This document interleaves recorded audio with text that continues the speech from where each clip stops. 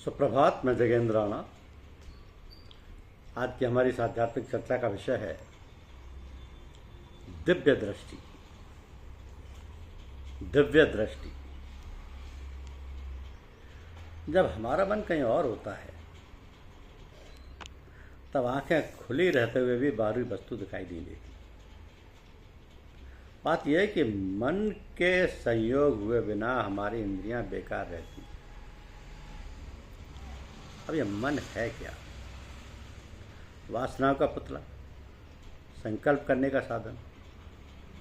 जब मन कहीं किसी इच्छा विषय में लगा होता है तब हमारी बाह्य इंद्रियां कुछ काम नहीं कर सकती। जब मन का संकल्प होगा, इच्छा होगी, तभी सारी इंद्रियां काम करेंगी। तो हमारे अंदर चेतना काम करती है। जब तक चेतना का प्रसार शरीर में रहता है, सभी अंग प्रत्यंग कार्यरत रहते हैं,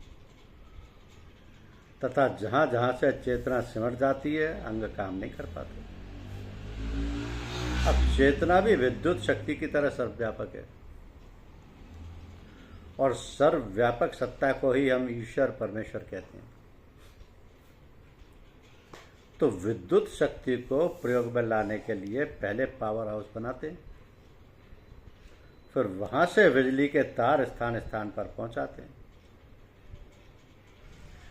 जिस स्थान पर कनेक्शन देते हैं वहां पर मीटर लगाते हैं। उस मीटर से भिन्न भिन्न स्थानों पर तार ले जाकर स्विच लगाते हैं। स्विच जब चाहे ऑन कर लें और जब चाहे ऑफ कर दें।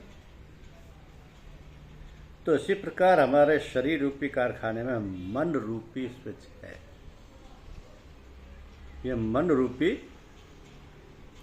स्विच है। अब मन क्या है? कहा कि जड़ चेतन ही ग्रंथि पर गई। जड़ चेतन ही ग्रंथि पर गई, जदप मृषा छूटत कठिनाई। हमारी चेतना की धार जहां जहां प्रवाहित होती है, वहीं वहीं अंग चेत जाते हैं, जागृत हो जाते हैं, काम में लग जाते हैं। इस चेतना का संबंध मन ही के द्वारा होता है। हमारी आत्मा चेतन है, शरीर जड़ है।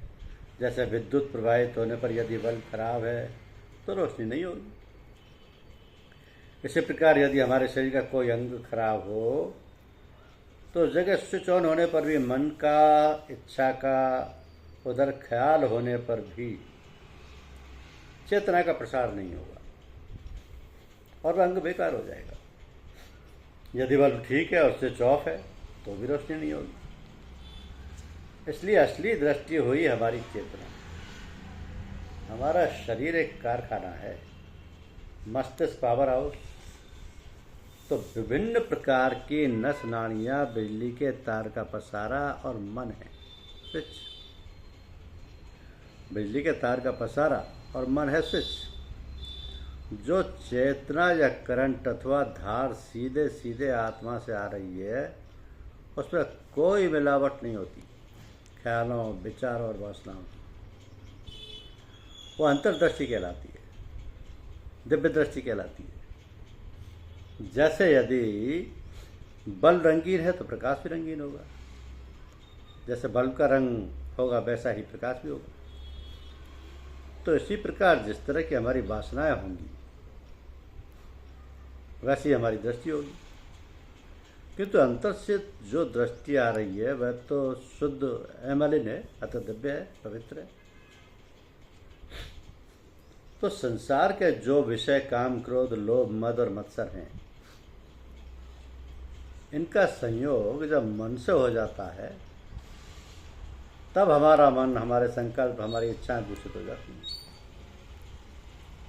इन काम, क्रोधादिकों के अलग अलग रंग होते हैं, और जब हमारी चेतना की धार चलती है तब ये रंग उसमें मिलकर हमारी वासना को दूषित कर देती है। तो इच्छा एवं वासना में बहुत अंतर है। इच्छा तो करंट है और वासना रंग है। तो इच्छा में जब वासना का रंग चढ़ जाता है तब वो मलिन हो जाती है और फिर उसी प्रकार की दृष्टि हो जाती है। तो सारे कार्य और शरीर के व्यवहार उन्हीं मलिन वासनाओं के सम्मिश्रण से दूषित हो जाती हैं और तदनुसार कर्म रूपी जाल फैलने लगता है। जैसे मकड़ी अपने मुख से निकालकर जाला बनाती है, उसी प्रकार हमारी वासनाओं का मनमोहक जाल बनकर हमारे चारों ओर लिपट जाता है। हम उसमें फंस जाते हैं, फिर आवागमन रूपी जन्म मरण का चक्र घूमने लगता है। तो जब तक दृष्टि शुद्ध रहती है, किसी प्रकार की मलिनता नहीं होती, तभी तक हमारे शरीर के सारे आचार विचार व्यवहार शुद्ध तथा पवित्र रहते हैं। शुद्ध तथा पवित्र उन्हीं कर्मों को कहेंगे जो ईश्वरीय इच्छानुकूल हों। ईश्वरीय इच्छानुकूल वही होंगे जिनमें हमारी इच्छा शामिल होगी नहीं होगी। जिनमें हमारी इच्छा शामिल नहीं होगी, इसकी पहचान यह है कि उससे हमें सुख और दुख नहीं व्यापेगा, हानि लाभ आदि का प्रभाव नहीं होगा, क्योंकि वह तो ईश्वर प्रेरित कार्य है। तो जब हमारी इच्छा और वासना कुछ नहीं है, तब सुख दुख हानि लाभ का प्रश्न ही नहीं उठता। और जब इच्छा और वासना नहीं रहती, तब हमारी दृष्टि निर्मल रहती है। तो दृष्टि निर्मल रहने पर हमें दूर दूर तक स्पष्ट दिखाई देता है तथा भूत भविष्य वर्तमान का कोई व्यवधान नहीं रहता। इसी को दिव्य दृष्टि कहते हैं। यही चेतना की धार है, शुद्ध निर्मल और पवित्र। तो संसार में